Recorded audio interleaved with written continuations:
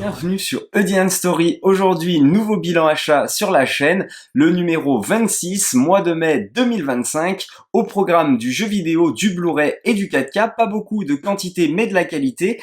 Et ça m'a permis une chose aussi, c'est de regarder et de voir tous les films que je vais vous présenter. Ça change un petit peu d'habitude où parfois je n'ai pas forcément le temps. Là pour le coup, je les ai bien tous vus. En revanche, le jeu vidéo, lui, je n'y ai pas joué, et c'est rare dans l'univers du Seigneur des Anneaux que je n'ai pas fait de jeu. Il m'en manque quelques-uns, dont celui-ci, donc le Seigneur des Anneaux, la communauté de l'anneau sur la PlayStation 2. Attention, contrairement à ces suites, donc les deux tours et le retour du roi, qui sont des adaptations du film de Peter Jackson, où on retrouve d'ailleurs des cinématiques, un jeu, un beat'em all. Là, ce n'est absolument pas le cas, c'est adapté directement du livre de Tolkien, et donc il n'y a pas de cinématique du film de Peter Jackson. Et d'ailleurs, c'est pour ça que dans les deux tours, on retrouve dans les premiers niveaux une partie en tout cas de ce qui se passe dans la communauté de l'anneau, notamment le combat avec la pieuvre devant la porte de la Moria, etc., etc. Alors de ce que j'en vois derrière, ça ressemble à un jeu que je vous ai présenté il y a quelques temps dans un bilan achat sur la GameCube, donc le Hobbit. Ça a l'air d'avoir les mêmes graphismes en étant quand même un petit peu plus adulte. Alors évidemment, ça reprend les designs de Tolkien, donc le Chevalier Noir par exemple ressemble évidemment au Chevalier Noir du film de Peter Jackson. En tout cas, j'ai hâte de voir ce que ça peut donner. Ça a l'air d'être là également un beat'em all. On incarne les trois personnages principaux du Seigneur des Anneaux. Alors évidemment, il n'y a pas que, mais en tout cas, c'est les plus connus, on va dire, donc Frodon, Gandalf et Aragorn. Donc à voir ce que ça peut donner et ce que ça peut proposer en termes de gameplay. En tout cas, j'ai hâte de découvrir ce petit jeu. Et généralement, c'est vrai que les jeux du Seigneur des Anneaux, j'ai tendance à tout simplement les terminer, malgré le fait que certains sont moins bons que d'autres, mais dans la globalité quand même, c'est vrai que les jeux adaptés de l'univers du Seigneur des Anneaux sont plutôt bons. Bon, hormis Gollum, évidemment, que je n'ai pas fait d'ailleurs, et tant mieux pour moi apparemment. On enchaîne avec les Blu-ray et on va commencer par une petite comédie potache. Et ouais, je vais dire potache et pourtant je le garde dans ma collection, mais je vais vous l'expliquer pourquoi après. C'est Super Grave de Greg Motola, qui est en fait une petite comédie donc adolescente, voilà, le public visé est vraiment les adolescents, dans la lignée des American Pie, mais pour moi American Pie est bien mieux écrit, il y a une vraie relecture adulte, je trouve que les adultes peuvent autant s'amuser que les ados justement, notamment avec le dernier qui apporte vraiment une relecture et avec ces personnages qui ont grandi et qui ne sont plus justement à l'âge de l'adolescence, donc c'est plutôt remarquable je trouve. Là on est vraiment quand même sur quelque chose de potache, mais quand même avec des acteurs et des scénaristes de qualité, puisque on retrouve Jonah Hill dans l'un de ses premiers rôles, qui plus tard tournera pour Martin Scorsese, et ouais, rien que ça, dans Le Loup de Wall Street, aux côtés de Leonardo DiCaprio, et Michael Cera, qui tournera lui pour Edgar Wright, alors qu'il aura une carrière moins, on va dire, emblématique et mémorable que celle de Jonah Hill, qui n'est pas encore terminée, et même pour Michael Cera d'ailleurs également, puisqu'ils sont encore jeunes, qui tournera donc pour Edgar Wright dans évidemment l'adaptation du comics Scott Pilgrim. Donc voilà, et pas que, puisqu'on retrouvera aussi Emma Stone, qui je le rappelle a fait entre autres La La Land, donc déjà deux bons acteurs, on va pas se le cacher. C'est drôle par moments, mais encore une fois, ça reste potage, ça reste beauf, donc ce n'est pas pour tout le monde, et c'est très, encore une fois, pour les ados. Et pourquoi je l'ai pris, pourquoi je le garde dans ma collection, c'est tout simplement l'une des premières associations Evan Goldberg et Seth Rogen d'ailleurs, qui est lui aussi également dans le film. Vous savez mon amour pour eux que je porte pour eux, tout simplement. J'ai absolument tous leurs films, hormis celui-là qui manquait justement à ma collection. Dernièrement, vous pouvez les retrouver sur Apple TV dans la série The Studio, qui est vraiment excellent, où d'ailleurs Seth Rogen se met également en scène. Évidemment, ils ont adapté aussi le comics pour Amazon, The Boys, et ils ont fait l'interview qui tue, c'est la fin, Pineapple Express, etc. Donc voilà, c'est ceux qui me font le plus rire, voilà, c'est la bande qui me fait le plus rigoler, et donc c'est pour ça que je me le suis procuré. Et il faut dire d'ailleurs que les scènes avec Seth Rogen, je trouve quand ils interagissent justement avec les ados, etc., sont les plus drôles. Le duo de flics que vous allez pouvoir retrouver dans ce film. Voilà pour Super Grave, qui est une comédie à voir quand même une fois malgré tout, mais qui n'est pas l'une des plus grandes comédies de l'histoire. On va pas se le cacher. On va enchaîner avec deux films qui pourraient être considérés comme des comédies, mais je vais pas trop m'attarder dessus puisque je vais faire une présentation pour les 1000 abonnés, encore une fois, de ma collection de films de super-héros, et donc ça en fait partie, des films avec Nicolas Cage. D'ailleurs, je dédicace encore une fois ces deux films à mon cousin qui est très fan de Nicolas Cage, et je me demande si il les a vus. Alors lui, c'est une origin story plus que banale, hein, avec d'ailleurs Eva Mendes et Nicolas Cage. Ça veut vraiment se prendre au sérieux, et un peu trop pour moi, et d'ailleurs ce n'est pas du coup comique ou quoi que ce soit, c'est un petit peu trop sérieux, et ça se regarde bien moins que sa suite qui elle est beaucoup plus drôle et vraiment décomplexée. On a déjà en termes d'effets visuels, c'est pas trop mal, je trouve, c'est pas si dégueu, mais en plus ça part très très loin. Enfin voilà, on a à un moment donné le Ghost Rider qui prend possession carrément d'un gros engin, un gros engin de construction, et qui va l'enflammer et va abattre ses ennemis avec. Enfin, c'est complètement hilarant et délirant, mais j'en parlerai un petit peu plus tard du coup dans une prochaine vidéo. Je vais pas plus que développer que ça, mais je trouve quand même que c'est des films assez décomplexés, surtout celui-ci, mais lui aussi pas mal, et c'est vrai que quand généralement les films avec Nicolas Cage quand même ça passe quoi, je veux dire ça passe, il y a quand même toujours un moment où tu vas te marrer, où tu vas te dire mais qu'est-ce que je suis en train de regarder. Et puis là c'est quand même un héros assez particulier, héros ou plutôt anti-héros, hein. Enfin quand même le Ghost Rider, un gars qui a le crâne enflammé et qui doit sauver des gens. On sait même pas trop en fait ce qu'il fait dans les films. Bref, c'est fou qu'il y en ait eu deux. Voilà, c'est fou que ce premier film a eu une suite, mais bon, que voulez-vous, tant mieux, parce que cette suite vraiment se regarde avec pur plaisir. Vraiment, on n'est pas loin du chef-d'œuvre nanardesque, hein. C'est voilà, on en est là. On enchaîne avec de la collection, hein. On complète la collection de Cillian Murphy, Opération Anthropoïde, avec Jamie Dornan aussi. Et donc, alors pour le coup, c'est réalisé par qui? C'est réalisé par Sin Ellis, et on est sur le HHH, donc du français. Comment il s'appelle celui qui avait fait avec Jean Dujardin? J'ai oublié son nom. Cédric Jiménez, pardon. Il a fait exactement le même film, et ils sont sortis peut-être la même année ou à un an d'intervalle. Lui, je sais pas s'il est sorti au ciné ou direct ou DVD en France. En tout cas, il passé complètement inaperçu quand il est sorti au cinéma. Enfin moi, en tout cas, je ne l'ai pas vu. Et donc chacun adapte à sa manière, et je dois dire que lui a un côté un petit peu plus quand même américain par moment, bien que je trouve qu'on s'attache plus aux personnages que ceux de Cédric Jiménez.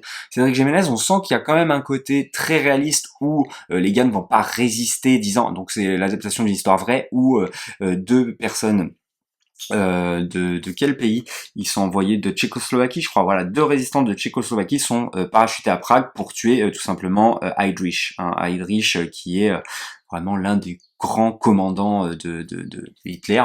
Donc voilà, ils vont devoir essayer de le tuer. Donc c'est une histoire vraie, je vais pas en dire plus que ça pour ceux qui ne l'auraient pas vu, mais je trouve que justement c'est plutôt sympa de comparer les deux adaptations. Alors ça fait un petit peu longtemps que j'ai pas vu le HHH de Jiménez, donc je vais pas pouvoir en dire plus. J'avais vu au cinéma à l'époque et je l'ai pas revu hein, depuis. Il faudrait que je me le procure. D'ailleurs voilà, il avait fait la French aussi, Cédric Jiménez.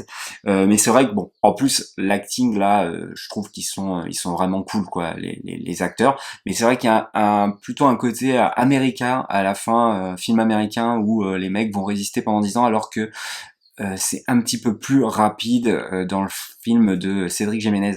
Mais je trouve que les persos sont un peu mieux développés, et surtout les persos qui vont les entourer, etc. Mais il faudrait que je revoie quand même celui de Jiménez pour vraiment avoir une vraie comparaison et me dire je préfère lui à lui. C'est vrai que mais c'est deux films que j'ai appréciés malgré tout et que je vous conseille fortement. Alors lequel vous conseillez en premier, je ne sais pas. Parce que malgré tout, ils adaptent, je trouve, parfaitement bien l'histoire, même si lui, à la fin, encore une fois, il est un petit peu trop américain, contrairement à l'autre. Donc peut-être regardez celui de Cédric Jiménez, en plus c'est la France, donc voilà.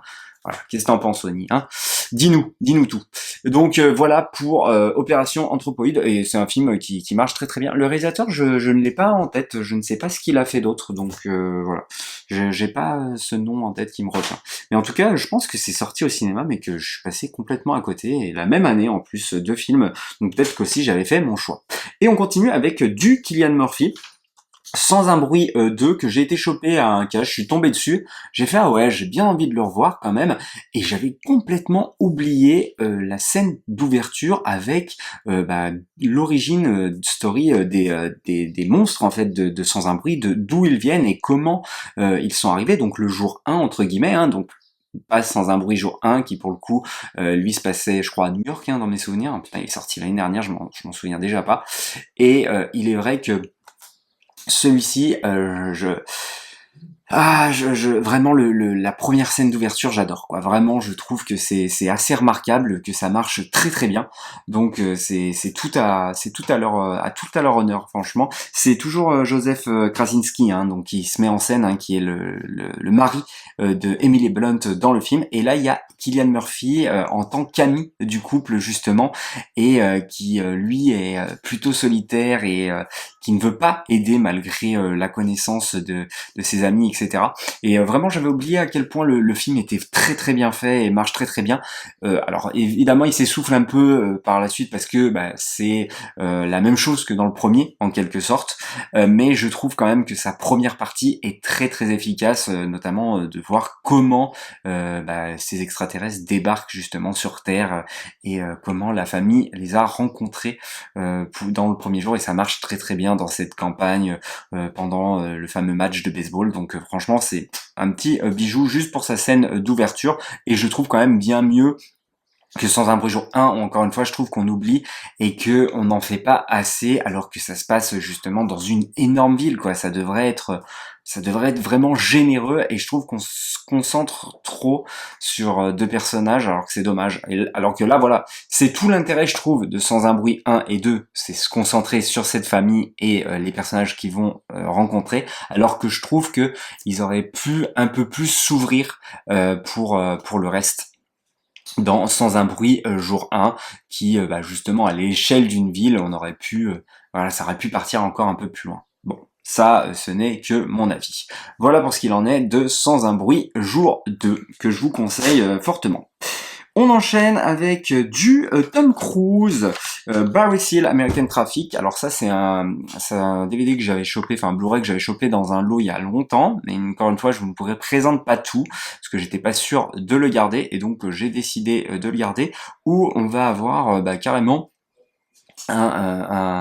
un gars qui est pilote de l'air et qui va se faire recruter par la CIA, et qui va se retrouver à travailler pour le cartel de Medellín, hein, donc notamment pour Pablo Escobar, à leur début tout simplement. Et c'est quelqu'un qui va aller de plus en plus loin. C'est une histoire vraie, une histoire dramatique, hein, qui va finir dramatiquement, sans en dire trop.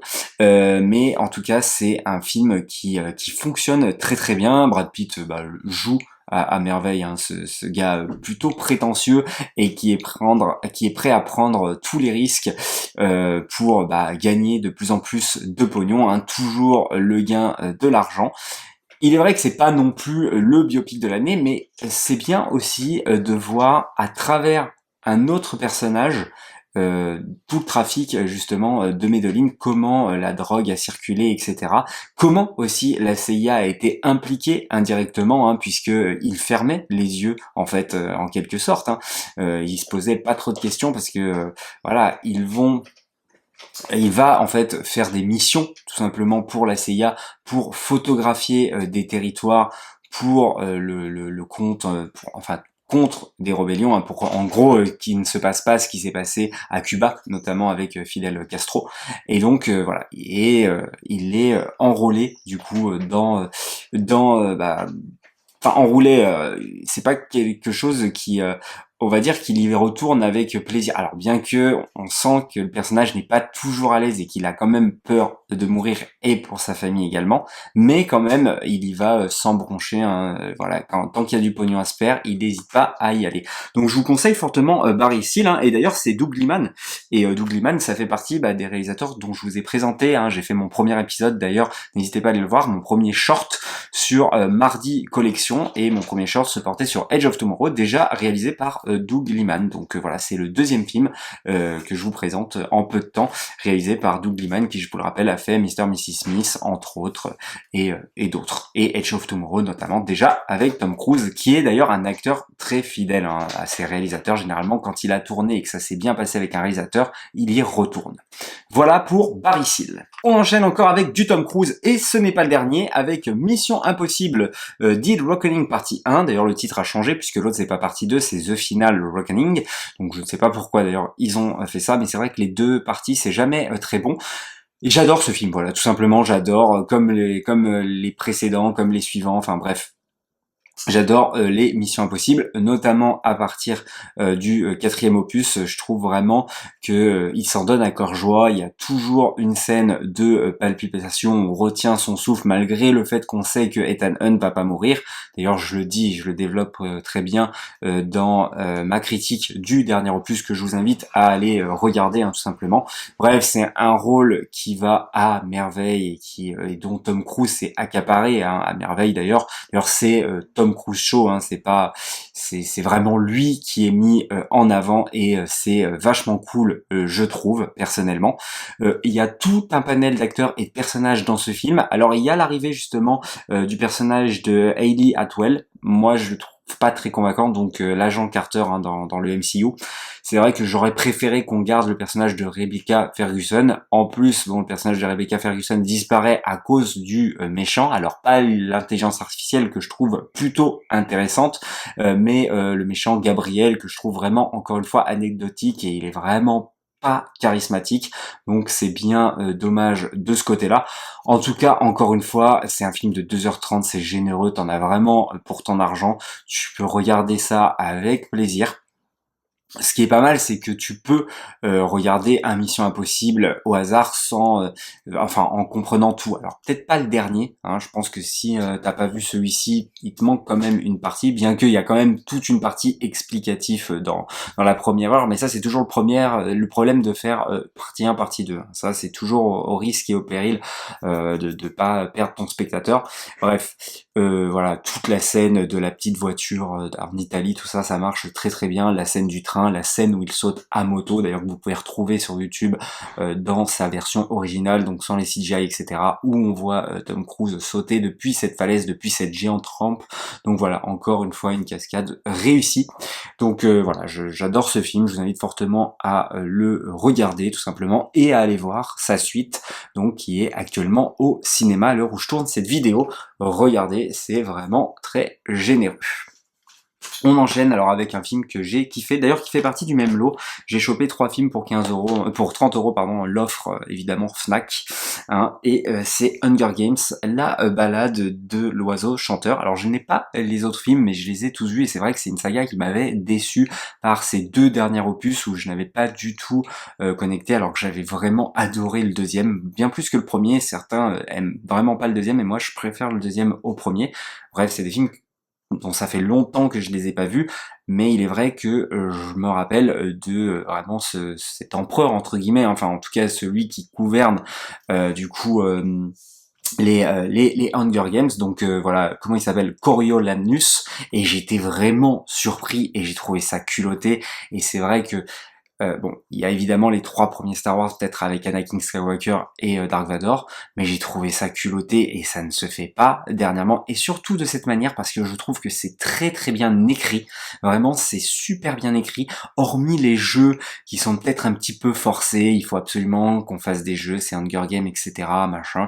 Donc on met des jeux, bon, c'est pas ce qui est le plus intéressant à voir, mais de voir le parcours de ce personnage, nous le présenter comme un héros, enfin, en tout cas comme le héros du film, n'est pas vraiment, en fait, hein, c'est pas vraiment un héros, hein. On n'adhère pas à tout ce qui fait dans le film, et voir sa montée en puissance tel un Hitler entre guillemets, hein. Enfin j'exagère un petit peu, mais enfin voilà, c'est limite si on verrait Hitler, voilà comment il en est arrivé là quoi. Et donc voir l'origine story de ce personnage, j'ai trouvé ça vraiment culotté, j'ai vraiment été admiratif en plus. De l'histoire contée du coup avec comment elle s'appelle, c'est celle qui joue dans le remake de Steven Spielberg comment il s'appelle ce film là que moi personnellement je l'ai pas trouvé super, enfin je préfère l'original personnellement même si la photo est exceptionnelle etc. J'ai bouffé le nom donc je voulais West Side Story pardon, voilà. Donc comment elle s'appelle, tac tac tac tac tac, Rachel Ziegler, voilà, c'est Rachel Ziegler, il me semble, hein, si je dis pas de conneries. Et l'acteur principal c'est Tom Bliss, vraiment il est excellent, vraiment excellent, les acteurs qui l'entourent, etc. Et voilà, cette montée en puissance justement d'un personnage qui semble être quelqu'un de bon, mais qui veut avant toute chose pouvoir monter dans la société et qui plus va évoluer, plus il va, elle va se rendre compte que c'est quelqu'un de méchant en fin de compte qui n'a pas un bon fond et ça elle ne s'en rend pas compte tout de suite et c'est quelqu'un qui est très extrémiste, voilà, et on va voir on va voir sa montée en puissance vers vers son comportement extrême. Donc j'ai trouvé ça fabuleux quoi, et ça m'a donné envie de revoir justement les Hunger Games. Alors je l'ai pas encore fait, mais c'est vrai que ça va être fait très prochainement, mais en tout cas franchement c'est super quoi. Et donc je ne sais pas si c'est adapté du livre, mais c'est un livre que je lirais sans problème. Alors, il y aurait qu'il faut peut-être avoir lu les livres précédents, mais bon, quand t'as les films en tête, je pense que voilà, ça doit pas mal se tenir. En tout cas, franchement, chapeau. À noter qu'il y a aussi, comment il s'appelle, l'acteur, voilà, Peter Dinklage. Peter Dinklage qui est présenté comme le méchant, entre guillemets, hein, du film, bien que le véritable, c'est quand même, je trouve, lui, et qui est excellent, encore une fois, franchement, chapeau, ce film m'a bluffé, voilà, je m'attendais pas à ça, et c'est vraiment très très bien écrit, franchement, bravo. On enchaîne ensuite avec Munich, un film de Steven Spielberg, on complète la collection. Alors là, je l'ai pas re-regardé, hein, donc pour le coup, je l'ai vu, je l'avais déjà vu, tout simplement. C'est pas mon préféré Spielberg, mais c'est un film quand même qui marche très très bien. Eric Bana d'ailleurs, qui a disparu du grand écran, on le voit plus du tout. Je ne sais pas qu'est-ce qu'il est devenu, alors que dans les années 2000, c'est vrai que c'est quelqu'un qu'on voyait régulièrement, notamment il avait fait Hulk, je me rappelle, Munich. Qu'est-ce qu'il a fait d'autre, Eric Bana? Est-ce qu'il a fait des films dernièrement? Bonne question, franchement, ça fait longtemps qu'on ne l'a pas vu. Et donc, c'est sur les attentats de Munich, hein, et la vengeance entre guillemets de personnes qui vont se venger, voilà, tout simplement, entre guillemets. Voilà. 5 agents israéliens qui sont chargés de traquer les 11 Palestiniens considérés comme les commanditaires de l'attentat. Donc voilà, c'est une vengeance entre guillemets. Et voilà, il y a tout un enjeu, c'est thriller quoi. C'est un véritable thriller, ça marche très très bien. Et il y a vraiment ce côté, tous les personnages peuvent mourir à tout moment quoi. On sent vraiment le thriller politique où chaque personnage est en danger. Et voilà, c'est pas mon préféré encore une fois de Spielberg. Je le trouve un longuet trop long, mais ça marche. Ça marche quand même, ça fonctionne du feu de Dieu, ça se regarde quoi, ça se regarde, mais un chouïa trop long, ouais. Mais bon, ça marche quand même très très bien. Putain. Quand même 5 nominations aux Oscars. Hein. Donc voilà, mais bon, il faudrait que je le revoie, ça fait un petit moment que je l'ai pas vu, mais ça marche très très bien. Et ensuite, on enchaîne avec 3 Blu-ray 4K. Je vais commencer par le Tom Cruise, Oblivion. Alors c'est un film, Oblivion, donc déjà c'est Joseph Joseph Kosinski, qui, je le rappelle, a fait notamment pour le remake de Tron, remake suite, je sais pas trop parce que j'ai pas vu l'original, j'ai pas vu celui-ci, mais surtout il a fait un Top Gun Maverick qui est excellent.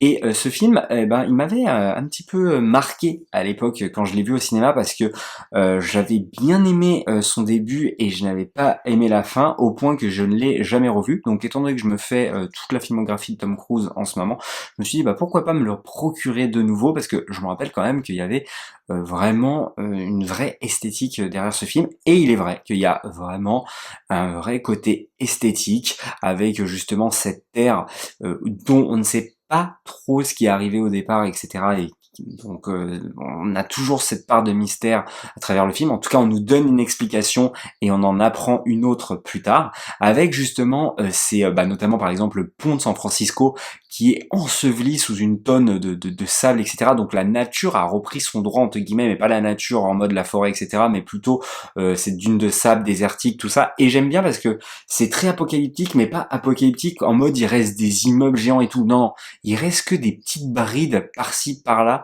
voilà, comme je disais, le pont de San Francisco ou une petite bride d'immeuble, mais vraiment très très léger. Donc c'est à la fois très sobre, mais à la fois très magnifique. Enfin, en plus la photo est exceptionnelle. Et c'est vrai qu'on a envie de savoir qu'est-ce qui va se passer à travers ces personnages qui vont entre guillemets devoir réparer des sentinelles qui protègent, on va dire comme des centrales qui alimentent une structure qui se trouve dans le ciel pour la survie de l'humanité. Et donc il y a deux agents qui vivent ensemble, qui sont en couple entre guillemets, et qui vont devoir réparer et protéger ces sentinelles de la menace extraterrestre. Ce qu'on croit être une menace extraterrestre, hein, c'est ce qui aurait décimé la planète. Bref, je vais pas vous en dire plus, mais il y a toute une intrigue à travers ça, et je trouve le film vraiment excellent. D'ailleurs, il y a Morgan Freeman aussi dans le film. L'actrice, c'est Olga... non, il y a Olga Kurylenko, mais c'est pas elle, c'est Andrea Riseborough. Mais ce n'est pas c'est pas les actrices que je retiendrai le plus, mais surtout je trouve que le film marche très très bien jusqu'à ces 30 dernières minutes où là je lâche complètement. Quand il y a une certaine révélation, j'arrive pas. Et encore une fois, c'était le souvenir que j'en avais au cinéma. Pourquoi ce film m'avait laissé de côté, j'avais pas voulu le revoir, et c'est pour ça. C'est vrai que la fin, moi, elle me convient pas. Je sais pas, je ne l'aime pas, j'arrive pas à y adhérer, et je détache complètement. J'arrive pas, ça me captive plus en fait, et je trouve ça trop long. Et voilà, bon, j'ai ce problème-là, mais bon, ça reste quand même assez exceptionnel, et je suis content de l'avoir revu, et je vais quand même le garder dans ma collection, parce que, ouais, c'est un film quand même qui mérite d'être regardé et d'être re-regardé, malgré cette fin où je n'arrive pas à adhérer. On enchaîne ensuite avec, alors bon, ça c'est juste un kiff, hein, c'est pour compléter la collection, Godzilla versus Kong. Alors, film que j'ai méprisé pendant longtemps, hein, parce que bon, je suis fan de King Kong notamment, et j'avais beaucoup aimé le Godzilla de Gareth Edwards également. Voilà, puis j'aime bien tout simplement Godzilla 1954, et je suis un grand fan du King Kong original. Donc voilà. Et il est vrai, donc même pas que celui de Peter Jackson, hein, bien l'original de Cooper. Et c'est vrai que pour moi c'est un affront, et quand tu commences le film et qu'il y a l'autre qui se gratte le cul, et puis que tu vois Mimi Brown, là, l'actrice que je peux plus me supporter, qui joue dans, d'ailleurs c'est pour ça que j'ai jamais continué après, qui joue dans, comment ça s'appelle, elle s'est fait connaître par ça, là, la série Stranger Things, voilà. Je peux pas cette actrice, et il est vrai que après, une fois, je l'ai vu quand même entièrement, et là, d'ailleurs, je l'ai revu en 4K, et il est vrai que je trouve que quand tu le compares à sa suite, c'est c'est compliqué à regarder, mais il y a de véritables idées de mise en scène, notamment tout le combat entre les deux à Hong Kong, qui je trouve marche très très bien, avec cette ville colorée d'une certaine manière, tout ça. Donc je trouve que c'est un film quand même qui se laisse regarder plutôt bien. Donc voilà. Et d'ailleurs, j'ai vu dernièrement Monarch, et c'est pour ça que j'ai voulu me procurer et me le revoir. Et la série Monarch Legacy, je vous la conseille fortement sur Apple TV, encore une fois. Franchement, elle est très très cool. C'est pas la série de l'année, attention. C'est pas chef-d'œuvre, etc. C'est pas Peaky Blinders, c'est pas Breaking Bad, c'est pas Game of Thrones, mais c'est une série qui passe bien. Voilà, qui se regarde. C'est du 3,5. Il y a de bons acteurs, notamment Russell Crowe, mais pas que. Pas Russell Crowe, Kurt Russell, pardon. Voilà, ça se regarde très très bien. Donc voilà. Et ouais, bon, c'est sympathique, voilà. C'est délire, c'est délire, voilà. Il faudrait que je me procure sa suite qui était lamentable, mais bon, que voulez-vous, hein, je suis comme ça, les blockbusters, voilà. Et on va finir par The Thing de John Carpenter avec justement Kurt Russell, qui est le personnage principal de ce film. Et ça marche très très bien, quoi. C'est magnifiquement fait, les animatronics, enfin tout visuellement c'est superbe, quoi. Ça, et puis t'es sous tension, etc. Mais il est vrai que j'ai vu en premier le remake, enfin non, la suite remake, enfin pas la suite, ça se passe avant, le préquel. Ça se passe avant le préquel avec du coup cette équipe norvégienne, d'où l'ouverture de ce film d'ailleurs, donc norvégienne je crois. en tout cas équipe de pays nordiques, je me rappelle plus d'où exactement, et il est vrai que j'adore ce film et que je crois que je le préfère. Voilà, je sais que c'est criminel de dire ça, mais c'est vraiment un véritable bon préquel que je vous invite à voir si vous avez des préjugés. Ça marche parfaitement bien, je trouve, mais lui aussi est excellent, enfin voilà, en termes horrifiques et visuels, c'est génialissime quoi. Puis John Carpenter, c'est un génie, et ouais, et puis ça marche très très bien. Cette idée de que tout le monde peut être bah, l'ennemi, hein, peut être la chose, et non, c'est génial, et c'est glauque, c'est gore, tout est réuni pour bah, c'est un excellent film d'horreur, voilà, tout simplement, comme on n'en fait plus. Et voilà, c'est dommage parce que je pense qu'on ferait encore on aurait encore une sorte d'inventivité comme ça marcherait. Par exemple, je pense à Until Dawn là, où bah, justement David F. Sandberg, à qui franchement j'avais de très bons espoirs pour lui, où j'ai adoré ses premiers films, tout ça, lui qui vient de YouTube, euh, qui maîtrise les codes horrifiques, qui a en main justement la possibilité de jouer avec tous les codes horrifiques, voir ce qu'il en fait avec les moyens qu'on doit lui donner d'ailleurs aujourd'hui, et qu'il en fait pas grand chose. C'est dommage, quand on voit un film comme ça, tu te dis mais putain les mecs, sortez-vous les doigts du cul quoi, là il y avait de l'inventivité quoi. Donc voilà, bref, c'est génial. La musique aussi de lui-même d'ailleurs, de John Carpenter aussi, puisqu'il est compositeur aussi. Bref, tout est parfait dans ce film, c'est excellent, malgré que peut-être que je préfère l'autre, mais bon, enfin, bref, je suis attaché aux deux, et c'est vraiment d'excellents films que je vous invite à regarder. Voilà pour ce bilan achat, qui était, ma foi, bah, plutôt long, mais évidemment j'ai pu développer bah, sur chaque film. Enfin, en tout cas, j'ai essayé de faire au mieux, donc n'hésitez pas à me dire dans les commentaires, vous, qu'est-ce que vous avez acheté aussi, à liker, partager, à me dire qu'est-ce que vous pensez des films que j'ai achetés également, et puis nous, comme d'habitude, on se dit à la prochaine pour une prochaine histoire.